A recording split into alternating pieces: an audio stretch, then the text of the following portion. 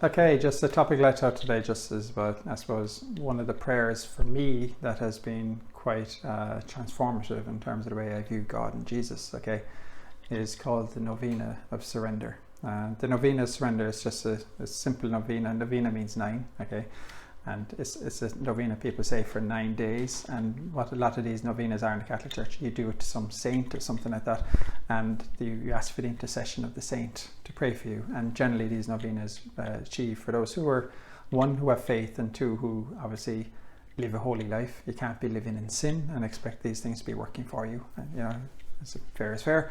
But inside, when we have novenas, the one that was given to a father in the 19th century was the Novena of Surrender. And the thing I got from that is the insights, and I actually just take one prayer from that every day. I'd say a decade of rosary just around it. I say it with Mariana, my daughter, and the key thing is, you know, it's Jesus is kind of explaining who he is. And if you listen to the first prayer particularly, why do you confuse yourselves by worry?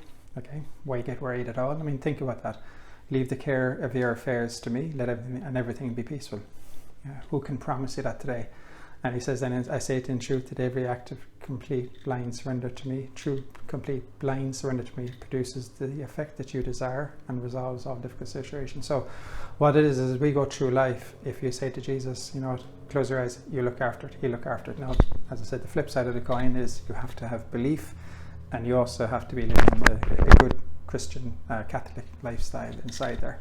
If you're living in sin, obviously, and you expect these little prayers to work like a magic card, obviously they might or mightn't. Okay, I can't say they do or don't, but inside there, it's expected that, you know, you will live I suppose a good spiritual life. So if you think about it, right, who else in your life can say that? Okay, a lot of people would think, oh, they'd love to have friends who are in royalty and stuff. There's no king in the world can give you that, no queen, nothing. And you're talking about the King of Kings who's coming down.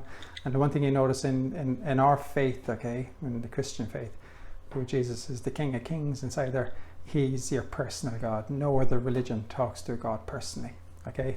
If you look at these prayers, we look at it in the Muslims, what they pray every day, it's an abstract God. Oh God, can you hear me? Okay, yeah, here he's there.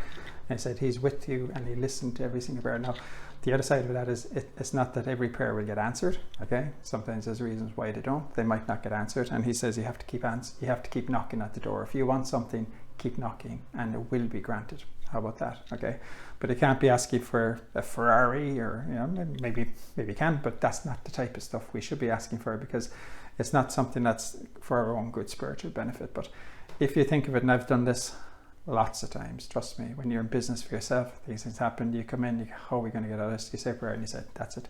It gets sorted. Not always the way we think it might be, right? Sometimes it is, but he says, leave it to me, I look after it.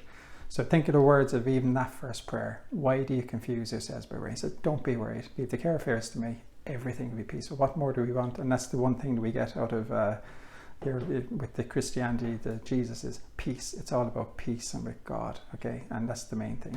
So that's just, if you could have a look at those prayers, maybe consider one per day, maybe add on an Our Father, or maybe even a decade of rosary with that.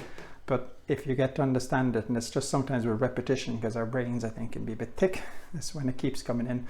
I just say it on a rolling basis personally. You can say it as a once-off. I would just read it, but just try to understand what he's saying inside there. I love it. I think that it's the third or the fourth prayer, third one, where he says, you know, you ask for help and then you try to do things your own way and expect me to intervene and tidy it up. You interfere like children, okay? So you have to trust him. You have to pull back and say, I trust you, okay? And you can be at the cliff's edge sometimes. What's going to happen? It'll be sorted, okay? And he says there's nothing going to happen in your life that is going to put you into a situation that's outside your depth, outside of your control. Think of that, just think of what the promise is there, okay? And if you believe it, and you should believe it, that prayer for me is probably been the one with the greatest solace, you know? Hey, what more type of a friend do you want? Here are my problems, sort them out. But I said, obviously, you have to live the good lives and keep up your prayers. But you won't find that promise anywhere else.